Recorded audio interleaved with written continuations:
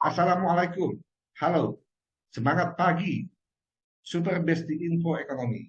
Senang sekali saya Rudi Sukumana dapat menjumpai Anda semua kembali dalam acara wawancara khusus Info Ekonomi TV. Dalam kesempatan kali ini, saya akan mengajak Super Besti berbincang dengan Ketua Umum Perkumpulan Dana Pensiun Lembaga Keuangan. Beliau adalah Nur Hasan Kurniawan. Assalamualaikum, semangat pagi Bapak Nur Hasan Kurniawan. Halo, apakah Bapak mendengar suara saya, Pak? Halo, selamat sore Pak Rudi. Selamat sore, Bapak. Bagaimana kabar Anda sore hari ini, Pak? Baik Pak, Alhamdulillah baik. Baik, sebelumnya kami berterima kasih atas waktu luang yang telah Anda berikan untuk dapat berbincang dengan Info Ekonomi TV. Baik, kita langsung saja pada pertanyaan Pak Nur Hasan. Pak Nur Hasan, seperti apa overview Anda terhadap perkumpulan dana pensiun lembaga keuangan atau PDPLK, khususnya dalam satu tahun terakhir ini, Pak? Silakan, Pak Nur Hasan. Oke, baik, makasih Pak Rudi. Jadi kalau kita bicara pensiun di Indonesia Pak ya, memang kalau kita lihat jumlah aset dana pensiun di Indonesia itu pastinya selalu meningkat Pak ya. Karena kalau kita bicara program pensiun di Indonesia, itu terdiri ada tiga macam Pak ya. Pertama adalah program pensiun ya yang dikelola oleh negara ya dalam bentuk manfaat dasar jaminan sosial. Itu ada jaminan pensiun ya, yang dimana di situ jaminan pensiun itu ada kontribusi dari pemberi kerja 2% dan peserta 1%. Kemudian ada jaminan hari tua, itu yang JHT Pak ya, JHT BPJST kan, dulu kita kenal dengan JHT Jam Sostek. Itu pun sudah berlangsung sejak tahun 92, di mana dari pemberi kerja mengiur 3,7% dan peserta mengiur 2%. Ya. Nah, itu adalah program basic Pak, program dasar yang dikelola oleh negara melalui BPJS Tenaga Kerja. Nah, kemudian kita kenal juga program pesangon nih Pak, ya, program pesangon sesuai dengan Undang-Undang Cipta Kerja, ya, itu ada rumusan rumusan untuk jumlah pesangon yang harus dibayarkan oleh pemberi kerja dan diatur sebelumnya oleh Undang-Undang Ketenagakerjaan, Undang-Undang Nomor 13 Tahun 2003, dan saat ini diatur oleh Undang-Undang 11 Tahun 2021, Undang-Undang Cipta Kerja, Jungto Peraturan Pemerintah PP 35 Pasal 58. Dan setelahnya adalah pensiun sukarela nih Pak Rudi. Nah, pensiun sukarela ini bentuknya sesuai dengan Undang-Undang 11 tahun 92 tentang dana pensiun, ada dua bentuknya, yaitu dana pensiun pemberi kerja DPPK dan dana pensiun lembaga keuangan atau DPLK.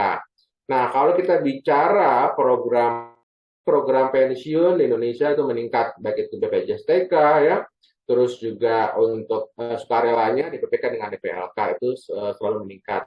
Cuma menjadi challenge, menjadi tantangan bagi pemerintah ya, walaupun jumlah aset meningkat ya, kalau kita bandingkan dengan GDP ya, jadi kalau kita bicara GDP pensiun Indonesia secara gabungan itu masih rendah Pak, masih kurang dari angka 7% dari GDP. Sementara kalau kita bandingkan perbankan ya di GDP itu sudah lebih dari 50%. Sementara pensiun itu masih kurang dari 7% untuk kita bandingkan aset pensiun dibandingkan GDP Indonesia. Tentunya itu menjadi suatu challenge tersendiri Pak ya, karena kalau kita lihat selama ini pemerintah bangga ya bahwa Indonesia punya bonus demografi sangat besar ya. Berarti kan jumlah usia penduduk produktif itu lebih besar dibandingkan dengan jumlah penduduk usia tua. Namun yang produktif ya tentunya juga akan menjadi tua. Tapi mereka nggak punya program pensiun ya, itu kedua. Dan ketiga kita lihat nih, kita bicara kalau jumlah usia produktif atau jumlah pekerja formal dan informal secara gabungan itu ada 130 juta, di mana jumlah pekerja formal ada 70 juta orang nih Pak Rudi. Namun ya, yang ikut program pensiun yang sukarela itu kurang dari 6 juta.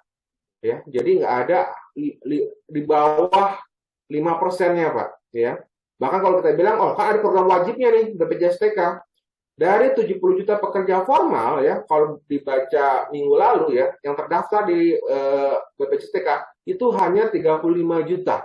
Masih sangat rendah, Pak. Jadi kalau kita lihat bagaimana kondisinya, secara aset meningkat nih, Pak Rudi. Cuma kalau kita bicara rasionya, itu masih jauh dari jumlah pekerja formal, Pak. Masih sedikit sekali. Kurang lebih itu, Pak Rudi.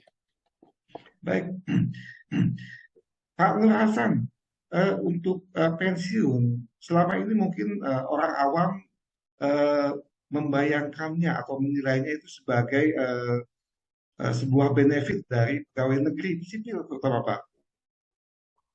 Apakah memang seperti itu lingkupnya ataukah memang ini sudah berbeda Pak kondisinya? Ya.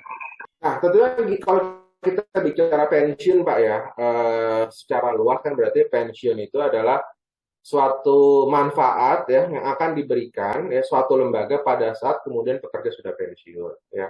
Dan memang orang-orang menganalogikan ya bahwa pensiun itu hanya dinikmati oleh pegawai negeri.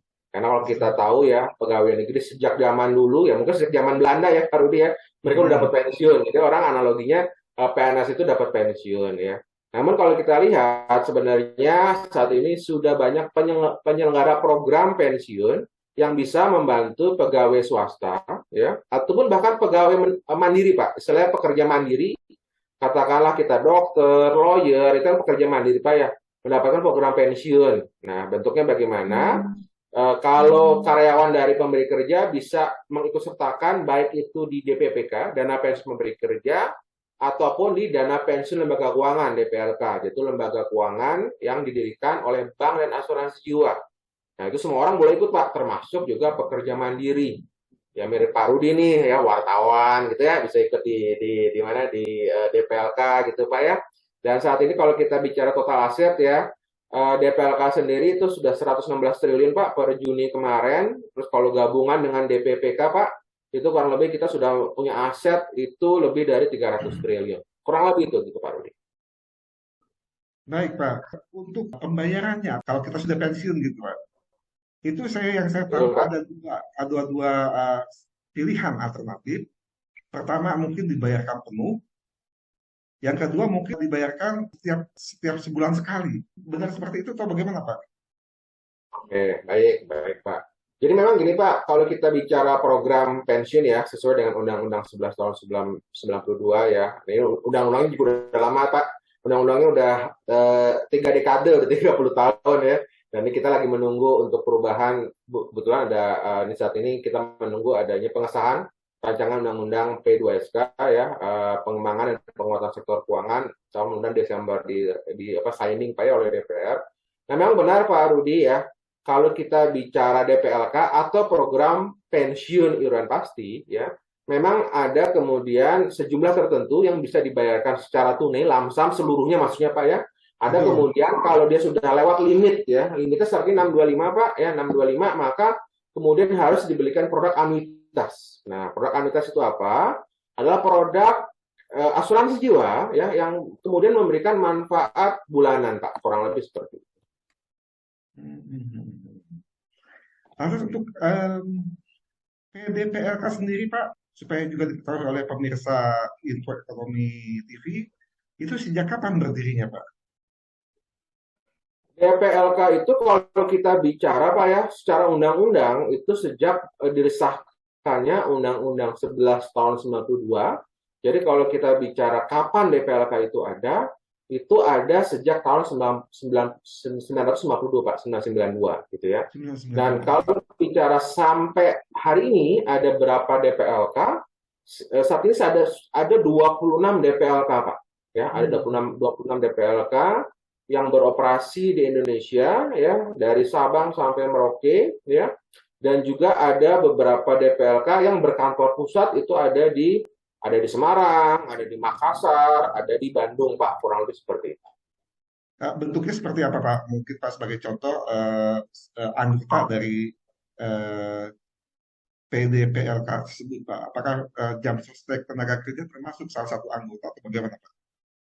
Nah, karena BPJS, sebagaimana saya sampaikan, Pak ya, BPJS itu kan masuknya sebagai penyelenggara pensiun negara, Pak ya. Betul. Jadi memang dia di luar dari DPLK, Pak. Bentuknya bukan DPLK, karena bentuknya adalah penyelenggara pensiun negara, ya, yang kemudian tentunya di situ dikelola sendiri oleh negara, Pak. Kurang lebih seperti itu, Pak. Baik. Ada pengaruhnya nggak, Pak, dengan apa mungkin kenaikan suku bunga dan sebagainya, Pak, terhadap PDPLK, Pak? Eh, Tentunya gini, Pak, kalau kita bicara DPLK, Pak ya, saat ini tadi saya sampaikan per Juni ada aset 116 triliun, Pak ya. Nah, 116 triliun memang saat ini dari 116 triliun itu 80, mungkin 70%-nya, Pak ya. 70%-nya itu dalam bentuk aset money market ya, ataupun pasar uang. Ya, sehingga kalau tadi disampaikan apakah ada pengaruhnya kenaikan tingkat bunga ya yang saat ini sudah dikerek oleh Bank Indonesia, ya tentunya akan berdampak positif ya terhadap hasil pengembangan DPLK. Ya, karena dengan naiknya tingkat suku bunga, maka imbal hasil beli yang diberikan DPLK kepada peserta tentunya akan naik juga, Pak. Lalu, Pak Nur Hasan, seperti apa mungkin prediksi Anda terhadap kondisi, terutama mungkin khususnya di dalam dana pensiun itu 2 tahun ke depan, Pak? Prediksinya seperti apa, Pak? Nah, kalau saya lihat gini, Pak Rudi ya, tentunya kita melihat sampaikan ya, makin banyak orang dan perusahaan sadar tentang pentingnya program pensiun ya. Jadi kalau kita lihat jumlah aset DPLK khususnya, Pak ya, itu terus naik gitu ya. Dan alhamdulillah kalau kita melihat cara compound average ya, CAGR pertumbuhan aset DPLK dari tahun 2018 ya sampai di tahun 2021, Pak ya. Nah, itu positif, Pak, sekitar 10,18%. Artinya apa? Mungkin kalau kita ingat, Pak Rudi ya, tahun 2019, tahun 2020, 2021, seluruh dunia usaha itu diterpa oleh COVID, termasuk industri keuangan, gitu ya. Dan juga kalau kita kemarin kan seperti industri asuransi bermasalah ya, Pak Rudi ya, yang geger di mana-mana ya, dan kita melihat reksadana juga bermasalah ya. Alhamdulillah DPLK tidak ada guncangan, jadi tetap secara tumbuh secara positif, secara normal 10,18%. Jadi kalau melihat tadi Pak Rudi ditanyakan bagaimana nih market dalam 2 tahun ke depan untuk DPLK, saya positif, Pak. Pasti DPLK akan tetap tumbuh, tetap bertambah dari pesertanya ya, dan secara aset siap membantu Indonesia untuk membangun negeri ini menjadi lebih maju, Pak. Karena balik lagi ya, aset dana pensiun adalah aset jangka panjang yang mungkin digunakan oleh negara untuk pembangunan melalui ya, infrastruktur, Pak. Kurang lebih seperti itu, Pak. Persiapannya, Pak, persiapan untuk apa menyambut langkah-langkah ke depan itu apa yang sudah disiapkan oleh DPLK itu, Pak? Nah, tentunya ada 3 hal, Pak, yang penting yang harus disiapkan semua DPLK ya untuk pensiun. Pertama adalah menggalakkan terkait dengan literasi dana pensiun. Ya, maka saya sangat bersyukur nih ada Pak Rudi ya ngajakin saya untuk bincang-bincang sore gitu ya dalam YouTube ya, karena ini bagian dari kita memberikan literasi kepada masyarakat tentang pentingnya dana pensiun. Karena kalau bicara dana pensiun bagi generasi muda itu bukan sesuatu yang asik, Pak ya. Orang-orang berpikir pensiun, waduh, orang-orang tua, rambutnya putih ya. Padahal kan kalau saat ini generasi sekarang senengnya yang nonton Raffi Ahmad ya sama Atta Halilintar, bukan ngomongin dana pensiun gitu, Pak ya. Maka pentingnya ada pertama terkait literasi dana pensiun, karena bagaimanapun semua orang itu akan pensiun, Pak ya. Presiden ya, menteri, DPR tahun 2024 akan pensiun semua, Pak. Tapi apakah kemudian pada pensiun itu mereka siap? Nah, itu suatu hal yang berbeda, Pak. Jadi pentingnya ada literasi dana pensiun. Kedua, ya, yang perlu disiapkan ya adalah bagaimana ya sistem informasi yang harus dibangun sesuai dengan regulasi yang ada, ya, dan juga security dan balik lagi benchmark dengan internasional Pak terkait dengan sistem informasi tersebut. Karena kalau kita lihat kita pengen dong, ini kan balik lagi dana pensiun, kita ingin milenial juga melek nih dana pensiun. Dan tentunya kalau saat ini milenial kan nggak boleh lepas dari gadget Pak. Nah ini bagaimana nih dana pensiun bisa apa namanya menjembatani ya dengan teknologi informasi sehingga orang suka tentang dana pensiun. Itu kedua Pak. Nah ketiga adalah bagaimana kemudian dari sisi bisnis prosesnya Pak, bisnis prosesnya di mana seluruh dari SOP ya, terus kemudian bagaimana dari masing-masing DPLK menyiapkan proses bisnis ya sesuai dengan regulasi yang ada sehingga kita tidak melihat ya kejadian-kejadian mirip di asuransi terjadi di DPLK Pak. Kurang lebih seperti itu Pak Rudi. Baik, Pak Nur Hasan, mungkin ada saran Pak kepada sekian juta rakyat Indonesia yang juga memiliki potensi untuk menerima pensiun Pak. Apakah mungkin ada saran terbaik bagi mereka semua itu Pak? Silakan Pak. Oke, terima kasih Pak Rudi. Saran saya cuma dua Pak, nggak usah muluk-muluk, nggak usah banyak-banyak Pak. Dua, pertama gini, banyak orang baru sadar pentingnya program pensiun rata-rata setelah berumur 50 tahun Pak. Jadi umur 50 dia baru sadar, oh saya perlu menyiapkan program pensiun. Padahal rata-rata orang Indonesia itu pensiun di umur 55, 56. Jadi ya generasi muda ya pada saat setelah mulai bekerja ya biasanya kan bekerja umur 22, 23 itu sudah menyiapkan dana pensiun ya. Jadi nggak perlu nunggu umur 50 tahun ya, sedini mungkin sudah menyiapkan program pensiun. Mau di mana ya? Boleh milih ya. Kalau dari perusahaan memberikan DPPK, ya ikut DPPK. Kalau DPLK lebih bagus di DPLK dan nambah. Jangan hanya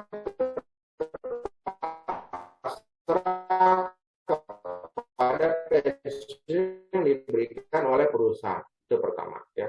Kedua ya, mulai melakukan diversifikasi investasi. Kemudian bisa memilih investasi ya yang beragam Pak ya. Jadi tidak hanya memasrahkan diri kepada investasi yang dalam bentuk yang hanya satu Pak ya.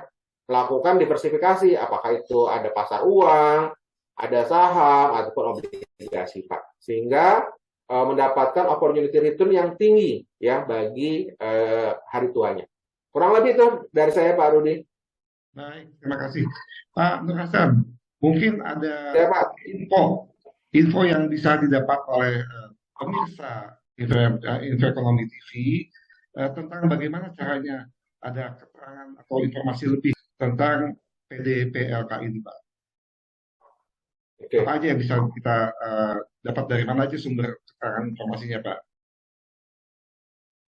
Oke, baik Pak. Bapak ini Pak bisa masuk ke website kami ya pdplk.com ya. Di situ kita ada beberapa tulisan ya yang dibuat oleh oleh anggota kami ya. Terus kemudian juga kalau dibutuhkan terkait dengan informasi-informasi mengenai DPLK-nya apa saja ya. Itu juga nanti bisa disampaikan kepada sekretariat kami ya. Sekretariat kami itu ada di Wisma Bumi Putra lantai M ya. Di situ nanti bisa datang, bisa menghubungi ya. Ada email ya. Email itu nanti bisa dicek di websitenya ya. Pokoknya pdplk.com di situ. Nah, nanti kita bisa berdiskusi di sekretariat kami ya. Dan tentunya kami sangat senang kalau ada orang yang lebih aware terhadap program pensiun. Kurang lebih seperti itu. Untuk media sosial mungkin Pak, Instagram, Facebook. Kenapa? Untuk media sosialnya mungkin Pak di Instagram atau di Facebook di mana Oh, Pak? Facebook belum ada Pak. Kita baru ada di Instagram. Kita baru ada nanti Pak akhir tahun ini Instagram dan kita ada podcast Pak. Kita rencanakan dalam akhir tahun ini. Baik. Pak Nur Hasan, terakhir Pak, sekarang ini banyak perusahaan-perusahaan terutama di bidang keuangan yang banyak menerima penghargaan Pak. Menurut pendapat Anda sendiri Pak, Seperti apa itu Pak apresiasi penghargaan yang diterima oleh para perusahaan-perusahaan di bidang keuangan? Artian saya sangat bangga ya kalau ada beberapa perusahaan mendapatkan penghargaan terkait dengan kemampuan finansialnya ya, tentunya saya mengapresiasi ya. Dan tentunya kalau di PDPLK kami saat ini belum melakukan Pak ya, tapi kita memang baru anggotanya baru 26 Pak ya.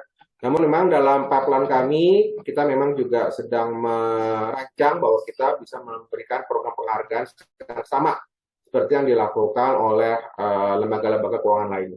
Kurang lebih seperti itu. Baik, Bapak Nur Hasan Kurniawan, terima kasih telah berbincang dengan Intro Ekonomi TV. Sukses selalu untuk Anda. Sampai jumpa di lain Baik, terima kesempatan. kasih Pak Rudi. Tetap sehat dan tetap semangat, Pak Nur Hasan Kurniawan. Baik, terima kasih Pak Rudi. Sehat-sehat Pak Rudi. Saya kembali ke Super Besti Ekonomi. Demikian bincang-bincang kita dengan Ketua Umum Perkumpulan Dana Pensiun Lembaga Keuangan atau PDPLK, Nur Hasan Kurniawan. Semoga segala informasi yang telah disampaikan dapat bermanfaat dan menambah wawasan kita semua. Demikian, saya Rudi Sukmana undur diri. Sampai jumpa di lain waktu. Sukses selalu untuk Anda semua. Tetap sehat dan tetap semangat. Salam Super Besti ID.